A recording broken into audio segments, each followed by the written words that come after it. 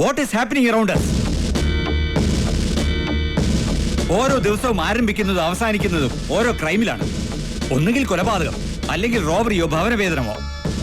ഇതിന്റെയൊക്കെ net result എന്താണെന്ന് നിങ്ങൾക്കറിയാലോ. ജനങ്ങളുടെ കണ്ണിൽ പോലീസിന്റെ ഇമേജ് തകർന്ന് തരിപ്പണാവുക, പോലീസ് ജനശത്രുവായി ബ്ലെയിം ചെയ്യപ്പെടുക. Did you get the situation, Ravishankar? Yes, sir. I can understand. Then tell me about your investigation reports. Sir, മർക്കാരിയോസിന്റെ മർഡർ കേസ് അന്വേഷിക്കാൻ തുടങ്ങിയപ്പോഴാണ് അതിനൊരു ബാക്ക് ഫയൽ ഉണ്ടെന്ന് ഞാൻ മനസ്സിലാക്കിയത്. What is that? അതൊരു സൗഹൃദ ബന്ധങ്ങളുടെ നെറ്റ്വർക്കാണ്. കൊല്ലപ്പെട്ട മർക്കാരിയോസ് മിസ്റ്റർ ആർ.കെ. നായരുടെ ക്ലോസ് ഫ്രണ്ടും. മർക്കാരിയോസ് മാത്രമല്ല, അതൊരു 5 അംഗ ടീമായിരുന്നു. ഇതിൽ ആർ.കെ. ഒഴികെ ബാക്കി 4 പേരും വധിക്കപ്പെട്ട് കഴിഞ്ഞു. ആർ.കെക്ക് നേരെയും വധശ്രമം ഉണ്ടായി. ഇതെല്ലാം കൂട്ടി വായിക്കുമ്പോൾ ഈ മരണ ശൃംഖലയ്ക്ക് ഒരു കോമൺ കോസ് ഉണ്ടാവില്ലേ എന്നൊരു തോന്നൽ, ഒരു കോമൺ ശത്രു. അതൊരു റെലവന്റ് പോസിബിലിറ്റിയാണ്. തുടർന്നുള്ള ഞങ്ങളുടെ അന്വേഷണം വാഗമണിലുള്ള ആർ.കെയുടെ എസ്റ്റേറ്റിലേക്ക് തിരിഞ്ഞു. അവിടെ ഏതാണ്ട് 1.5 വർഷം മുമ്പ് ആർ.കെയുടെ ഡ്രൈവർ ആയിരുന്ന ഒരു കുഞ്ഞിരാമൻ മരിച്ചു. It was A suicide. ഒരു റേപ്പ് കേസിൽ ശിക്ഷിക്കപ്പെട്ടതായിരുന്നു കാരണം. ഇതിനെ തുടർന്ന് കുഞ്ഞിരാമന്റെ മകൻ മനുവും ഈ പറഞ്ഞ 5 അംഗ സംഘവും തമ്മിൽ ഒരു എൻകൗണ്ടർ ഉണ്ടായി. അതിനുശേഷം ആ പയ്യൻ മിസ്സിംഗ് ആണ്. അവൻ മരിച്ചുവെന്നാണ് പലരും കരുതുന്നത്. മനു മരിച്ചുവെന്ന് ഞാൻ വിശ്വസിക്കുന്നില്ല. 4 സുഹൃത്തുക്കളുടെ അടുത്തടുത്തുള്ള മരണം. ആർ.കെക്ക് നേരെ 2 തവണ ഉണ്ടായ മർഡർ അറ്റംപ്റ്റ്.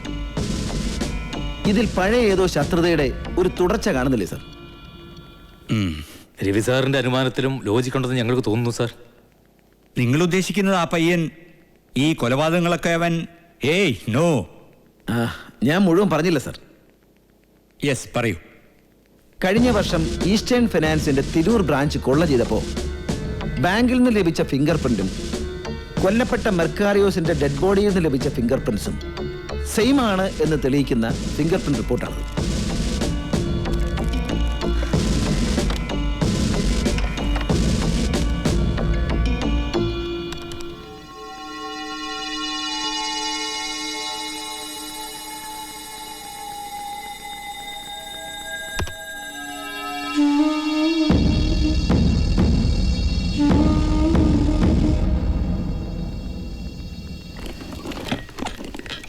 ഇത് സൂചിപ്പിക്കുന്നത് കൊല നടത്തിയ ഗ്രൂപ്പും ഈസ്റ്റേൺ ഫിനാൻസ് കൊള്ളയടിച്ച ഗ്രൂപ്പും ഒന്ന് തന്നെയാണെന്നാണ്.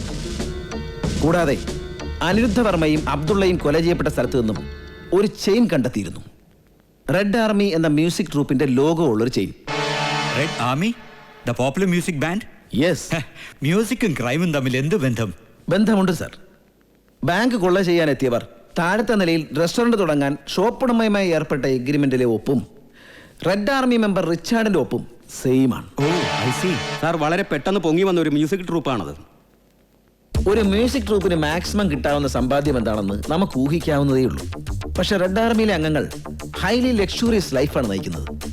സ്റ്റാർ ഹോട്ടലുകളിൽ താമസം, യാത്രകൾ ഫ്ലൈറ്റിൽ. കുറച്ചു നാളായി ഞങ്ങൾ അവർ ഒബ്സർവ് ചെയ്തോണ്ടിരിക്കുക. അവരുടെ വേറെ ബോട്ട്സ് ആർക്കും അറിയില്ല സാർ. ഒരു പ്രോഗ്രാം കഴിഞ്ഞാൽ കുറച്ച് ദിവസത്തേക്ക് അവർ മിസ്സിംഗ് ആണ്. അവരെവിടെ പോകുന്നെന്നോ എപ്പോൾ വരുമെന്നോ അവരുടെ ഹൗസ് ഓണർക്ക് പോലും അറിയില്ല. 1.5 വർഷം മുമ്പ് വാഗമൺ എസ്റ്റേറ്റിൽ തൂങ്ങി നിന്ന കുഞ്ഞിരാമന്റെ ആ നിഴൽ ഈ മ്യൂസിക് ട്രൂപ്പിൽ വന്ന് മുട്ടുന്നുവെങ്കിൽ എന്റെ ഒരു ഇൻഡ്യൂഷൻ സർ, ഐ തിങ്ക് അവരായിരിക്കാം ദ റിയൽ കൾപ്രിറ്റ്സ്. റൈറ്റ്. ഇവിടെയും രവിയുടെ ഇൻറ്റ്യൂഷൻ ശരിയാവട്ടെ. Let us hope for the best. Go ahead.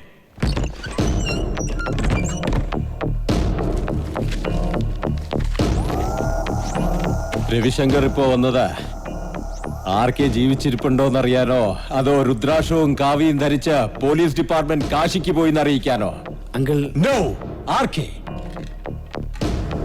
ബുദ്ധി കൊണ്ടും അധ്വാനം കൊണ്ടും ഒരുപാട് നേട്ടങ്ങൾ കൊയ്തെടുത്തവൻ ദാ ഇപ്പോൾ ഇവിടെ ശരീരം കൊണ്ട് തളർന്നിരിക്കുന്നു. ശരീരം കൊണ്ട് മാത്രം. എനിക്ക് പറയാനുള്ളത് കൂടി ഒന്ന് കേൾക്കണം. Why should I? എന്തു പറയാനാ? പറയാനുള്ള ഡിപ്പാർട്ട്മെന്റുകൾ വേറെയാണ്. പോലീസ് വകുപ്പ് ആക്ഷന്റേതാവണം. കൊല നടന്ന മണിക്കൂറുകൾക്ക് ശേഷം ജീപ്പ് ഓടിച്ചു വരുന്നത് കൊലയാളിയുടെ രക്ഷയ്ക്കോ ശിക്ഷയ്ക്കോ? പറയേ. I know your feelings. പക്ഷെ 1-2 ഇൻസിഡൻസിന്റെ പേരിൽ ഡിപ്പാർട്ട്മെന്റിനെ അടച്ചാക്ഷേപിക്കാൻ പാടില്ല. 1-2 വീഴ്ചകളോ? ലിസ്റ്റ് വായിക്കട്ടെ. വെറും 3 മാസത്തിനകം കൊല ചെയ്യപ്പെട്ടത് എന്റെ അച്ഛന്റെ 4 ഫ്രണ്ട്സാ. എന്ത് ചെയ്തു പോലീസ്? എവിടെയായിരുന്നു പോലീസ്? വാചകങ്ങൾ ഭയങ്കരമാണ്. അത് ചെയ്യും ഇത് ചെയ്യും, ഒരു ചുക്കും ചെയ്യില്ല നിങ്ങൾ. ആകാശ്, വെറുതെ ഇമോഷണലായി കത്തി കയറിയിട്ട് കാര്യമില്ല. ഞാൻ ഇമോഷണൽ ആവും. വെടികൊണ്ടതും ശരീരം തളർന്നതും എന്റെ അച്ഛന്. ASP രവിശങ്കറിന് അതിൽ യാതൊരു നഷ്ടവുമില്ല. Then tell me, what should we do? നിങ്ങൾ ഇപ്പൊ ചെയ്യുന്ന പോലെ ഒച്ചിന്റെ വേഗത്തിൽ പ്രവർത്തിക്കുക. പോലീസിന് കഴിയാത്തത് ഈ ജൂനിയർ ആർക്കെ ചെയ്തിരിക്കും. നിങ്ങൾ ഉറക്കിക്കെടുത്തിരിക്കുന്ന നിയമം ഞാൻ കയ്യിലെടുക്കും. എന്നിട്ട് കൊന്ന് തള്ളും ഞാൻ ആ പട്ടികളെ. No, never. Hey, stop it. പറഞ്ഞു എങ്ങോട്ടാ രണ്ടുപേരും? രവി, തുടങ്ങി വെച്ചത് ഞാനാണ്. പക്ഷേ ഇത്രയൊക്കെ കൊല നടന്നിട്ടും കൊലയാളികൾ സേഫ് ആയിരിക്കുന്നു. എന്തുകൊണ്ട്? ആരാണവർ? അത് പറയാനാണ് ഞാൻ വന്നത്. റെഡ് ആർമി എന്നൊരു മ്യൂസിക് ബാൻഡിനെ കുറിച്ച് ഞാൻ പറഞ്ഞിട്ടില്ലേ? ഞാൻ അവരെ സംശയിക്കുന്നു.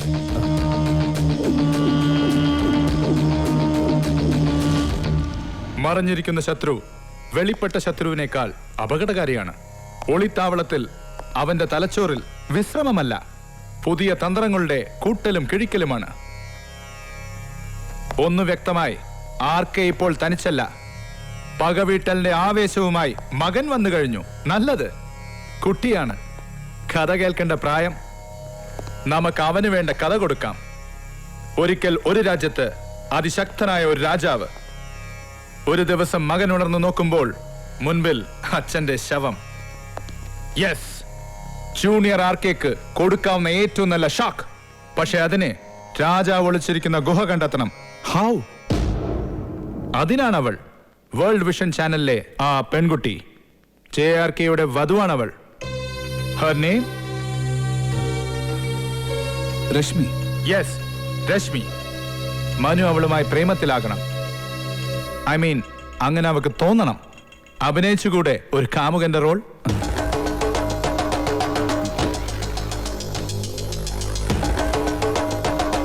Yes, sir. Then get prepared for that romantic drama.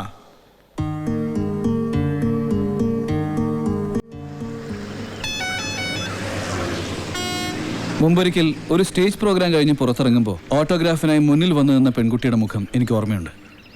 ചോദിച്ച ചോദ്യവും. സ്റ്റുഡിയോ ഫ്ലോറിൽ എന്നെ ഇന്റർവ്യൂ ചെയ്ത കുട്ടിയുടെ മുഖത്തും അതേ ചോദ്യമുണ്ടായിരുന്നു. ഒടുവിൽ കാടിന് നടുവിൽ വെടിയച്ചയുടെ അമ്പരപ്പിൽ സംശയത്തോടെ എന്നെ നോക്കിയ മുഖത്തും അതേ ചോദ്യം. ആ ചോദ്യങ്ങൾക്ക് ഉത്തരം തരാനാണ് ഈ കൂടിക്കാഴ്ച. അതെ, ഞാൻ മനുവാണ്. മനസ്സ് പറഞ്ഞിരുന്നു ആ പഴയ മനു എന്നെങ്കിലും ഒരിക്കൽ എന്റെ മുന്നിൽ എത്തുമെന്ന്. അല്ല, പഴയ മനു അല്ല. അവൻ പുരാവസ്തുവായി. പാവമായിരുന്നവൻ വെറും മാൻകിടാവ്. പക്ഷേ ഇത് മാനുകൾക്ക് പുല്ല് തിന്നാനുള്ള ഭൂമിയല്ല. കടുവകൾക്ക് പച്ച ജീവനോടെ ഇരകളെ കടിച്ചു കീറാനുള്ള കാടാണ്, കൊടും കാടാണ്. എനിക്ക് മനസ്സിലാവുന്നില്ല. ഒരിക്കൽ മനസ്സിലാകാത്തതായി ഒരുപാടുണ്ടായിരുന്നു എൻ്റെ ഉള്ളിലും. ഇപ്പൊ എല്ലാം വ്യക്തം. എല്ലാ ചോദ്യങ്ങൾക്കും ഒരേ ഉത്തരം: മരണം. കാറ്റ് വിതച്ചവർക്കെല്ലാം കൊടും കാറ്റ്. മനുവിന്റെ കണ്ണുകൾ കണ്ടിട്ട് എനിക്ക് പേടിയാവുന്നു. എനിക്ക് ആ പഴയ കണ്ണുകൾ മതി. അതെവിടെ? മൃഗങ്ങൾ കൊണ്ടുപോയി. ആദ്യം നശിപ്പിച്ചത് സ്നേഹിച്ച പെണ്ണിനെ, പിന്നെ എന്റെ എല്ലാമായ അച്ഛനെ. അവരുടെ തലവനെ രശ്മിക്കറിയാം. അവന്റെ മരുമകളാവുകയല്ലേ. മനു എന്തായി പറഞ്ഞു വരുന്നേ? Yes, the bloody brute RK. കൊന്നു കളഞ്ഞു എന്റെ അച്ഛനെ. ഞങ്ങളുടെ ജീവിതം അവൻ ചവിട്ടി അരച്ചു.